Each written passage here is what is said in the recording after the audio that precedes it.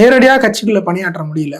அப்போவே நானும் ஒரு ஃபேஸ்புக்கில் ஒரு பக்கம் உருவாக்குறேன். செந்தமிழர் பாசறை உருசியான்னு போட்டு 2017 செந்தமிழர் பாசறை உருசியான்னு போட்டு அதுல நாம் தமிழர் கட்சி ஆதரவாளர்கள் உருசியா அப்படின்னு இன்னமும் இருக்கு அந்த பக்கம். இன்னதுலயும் அதை போஸ்ட் பண்றேன் நான்.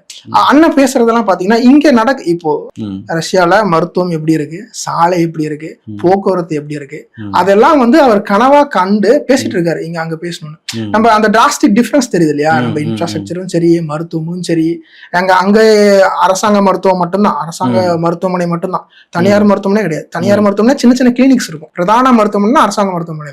இன்னும் சொல்ல போனா அண்ணன் சொல்ற மாதிரி புட்டின் உடம்பு சரியில்லைனாலும் அரசாங்க மருத்துவமனை தான் போய் படுக்கணும். தனியார் மருத்துவமனை கிடையாது. இந்த மாதிரி காவேரியிலயோ அப்போலோலயோ போய் படுக்க முடியாது. அங்க தனியார் மருத்துவமனையே கிடையாது. முழுக்க முழுக்க அரசாங்க மருத்துவமனை தான்.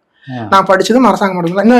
என்னோட ஒரு சுவாரஸ்யமான நிகழ்வு என்னன்னா, என்னோட 2ஆம் வருடம் படிக்கும் போது என்னோட நண்பன் ஒருத்தன், அவனுக்கு உடல்நிலை சரியில்லாம போயிடுச்சு. அப்போ எல்லா இன்டர்நேஷனல் ஸ்டூடெண்ட்ஸுக்குமே ஒரு இன்சூரன்ஸ் கார்டு, அது நம்ம எப்பயுமே இயர்லி ஒன்ஸ் ரினியூ பண்ணுவோம். அந்த கார்டை யாராவது மருத்துவமனை போய் உடல் எடை கூடி பார்த்திருக்கீங்களா? உடல் எடை, உடல்நிலை ஒரு 6 நாட்கள் இருந்தான் மருத்துவமனையில.